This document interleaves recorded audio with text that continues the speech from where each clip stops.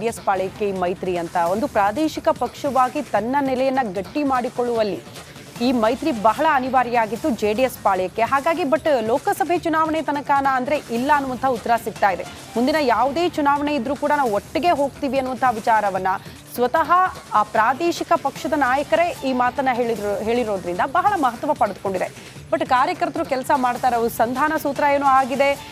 ಮತ್ತೊಂದು ವಿಚಾರಗಳು ಅಂದ್ರೆ ಒಂದಷ್ಟು ಸೂತ್ರಗಳನ್ನ ಸಿದ್ಧಪಡಿಸ್ಕೊಂಡಿದ್ದಾರಲ್ಲಿ ಚುನಾವಣಾ ಕಾರ್ಯಗಳಲ್ಲಿ ಹೇಗೆ ನಾವು ಮುಂದೆ ಹೋಗಬೇಕು, ಪ್ರಚಾರ ಹೇಗಿರಬೇಕು, ಯಾರು ಉಸ್ತುವಾರಿ ವಹಿಸ್ಕೊಳ್ಬೇಕು, ಯಾರು ಮುನ್ನೆಲೆಗೆ ಬರಬೇಕು, ಇದೆಲ್ಲದರ ಬಗ್ಗೆ. ಬಟ್ ಕಾರ್ಯಕರ್ತರು ಅವ್ರ ಜೊತೆಗೆ ನಿಂತ್ಕೊಂಡು ಕೆಲಸ ಮಾಡ್ತಾರ ಬಹುತೇಕ ಕಡೆ ಅನ್ನೋದು ಪ್ರಶ್ನೆ ಇದೆ. ಕೆಲವೊಂದಷ್ಟು ಕಡೆ ತಳಮಟ್ಟದಲ್ಲೇ ಕಾರ್ಯಕರ್ತರು ಅಸಮಾಧಾನ ವ್ಯಕ್ತಪಡಿಸಿದ್ದಾರೆ. ಹಾಗಾಗಿ ಅವ್ರನ್ನ ಹೇಗೆ ಸಮಾಧಾನ ಮಾಡ್ತಾರೆ ಕಾದ್ ನೋಡಬೇಕು. ಮತ್ತಷ್ಟು ಡೀಟೇಲ್ಸ್ ಅನ್ನ ಪಡ್ಕೊಳ್ಳೋಣ. ನಮ್ಮ ಪ್ರತಿನಿಧಿ ಸುರೇಶ್ ನೇರ ಸಂಪರ್ಕದಲ್ಲಿ ಜಾಯಿನ್ ಆಗ್ತಿದ್ದಾರೆ. ಸುರೇಶ್, ಒಂದು ಜೆಡಿಎಸ್ ಪಾಳಯಕ್ಕೆ ಅನಿವಾರ್ಯ ಆಗಿತ್ತು ಈ ಮೈತ್ರಿ. ಒಂದು ಪ್ರಾದೇಶಿಕ ಪಕ್ಷ ತನ್ನ ನೆಲೆಯನ್ನ ಗಟ್ಟಿ ಮಾಡಿಕೊಳ್ಳುವಲ್ಲಿ ಜೆಡಿಎಸ್ಗೆ ಎಷ್ಟು ಅನಿವಾರ್ಯ ಆಗಿತ್ತು ಅನ್ನುವಂತಹ ವಿಚಾರ. ಮತ್ತೊಂದು, ಈಗ ಒಂದಷ್ಟು ಸೂತ್ರಗಳನ್ನ ಸಿದ್ಧಪಡಿಸ್ಕೊಂಡಿದ್ದಾರೆ. ಅದನ್ನ ಹೇಗೆ ಇಂಪ್ಲಿಮೆಂಟ್ ಮಾಡ್ತಾರೆ ಅನ್ನೋದು ಕೂಡ ಪ್ರಶ್ನೆ.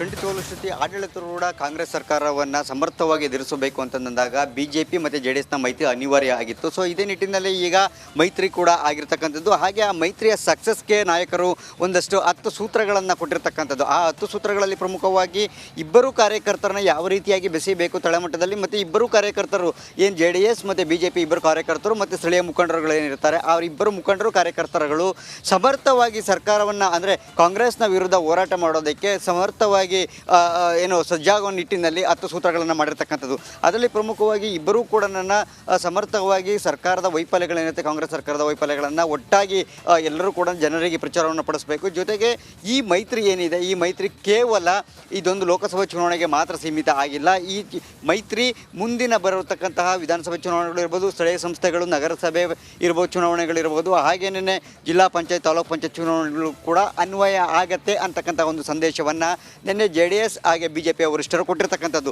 ಇದೇ ಸೂತ್ರವನ್ನೇ ಅಂದರೆ ಇದೇ ಒಂದು ವಿಚಾರವನ್ನೇ ಕಾರ್ಯಕರ್ತರು ಕೂಡ ಏನು ಅಳವಡಿಸ್ಕೊಳ್ಬೇಕು, ಈ ನಿಟ್ಟಿನಲ್ಲಿ ಕೆಲಸವನ್ನು ಮಾಡಬೇಕು ಅಂತಕ್ಕಂಥದ್ದು. ಯಾಕೆಂದರೆ ಕೇವಲ ಲೋಕಸಭಾ ಚುನಾವಣೆಗೆ ಅಷ್ಟೇ ನಮ್ಮ ಹೋರಾಟ, ನಮ್ಮ ಜಂಟಿ ಹೋರಾಟ ಅಂತಕ್ಕಂಥ ಭಾವನೆ ಕಾರ್ಯಕರ್ತರು ಬರಬಾರ್ದು ಅನ್ನೋ ನಿಟ್ಟಿನಲ್ಲಿ ವರಿಷ್ಠರು ಈ ಸೂತ್ರವನ್ನು ಅಳೆದಿರ್ತಕ್ಕಂಥದ್ದು. ಇನ್ನು ಜೊತೆಗೆ ಮೋದಿಯವರ ನೇತೃತ್ವದಲ್ಲಿ ಚುನಾವಣೆಗೆ ಹೋಗ್ತಿರೋದ್ರಿಂದ ಸ್ಪಷ್ಟವಾಗಿ ಎರಡೂ ಪಕ್ಷಗಳ ನಾಯಕರುಗಳು ಕೂಡ ಹಾಗೆ ಮುಖಂಡರು, ಸ್ಥಳೀಯ ನಾಯಕರುಗಳು ಕೂಡ ಮೋದಿಯವರ ಆಡಳಿತದಲ್ಲಿ ಇರತಕ್ಕಂತಹ ಜನಪ್ರಿಯ ಯೋಜನೆಗಳ ಬಗ್ಗೆ ಸಮರ್ಥವಾಗಿ ಪ್ರತಿ ಕಾರ್ಯಕರ್ತರಿಗೂ ಜನರಿಗೂ ಕೂಡ ತಲುಪಿಸಬೇಕು ಅಂತಕ್ಕಂಥದ್ದು ಕೂಡ ಒಂದು ಸೂತ್ರ. ಇದರ ಜೊತೆಗೆ ಒಟ್ಟಾಗಿ ಪ್ರಚಾರ ಕಾರ್ಯದಲ್ಲಿ ತೊಡಗಬೇಕು. ಯಾವ ರೀತಿ ದೋಸ್ತಿಗಳು ಸಕ್ಸಸ್ ಆಗ್ತಾರೆ ಅಂತ ಧನ್ಯವಾದಗಳು ತಮ್ಮೆಲ್ಲ ಮಾಹಿತಿಗೆ. ನೋಡಿ, ಕಾಂಗ್ರೆಸ್ನ ಪಟ್ಟಿ ರಿಲೀಸ್ ಆಯ್ತು, ಬಟ್ ಒಂದು ಕ್ಷೇತ್ರ ಮಾತ್ರ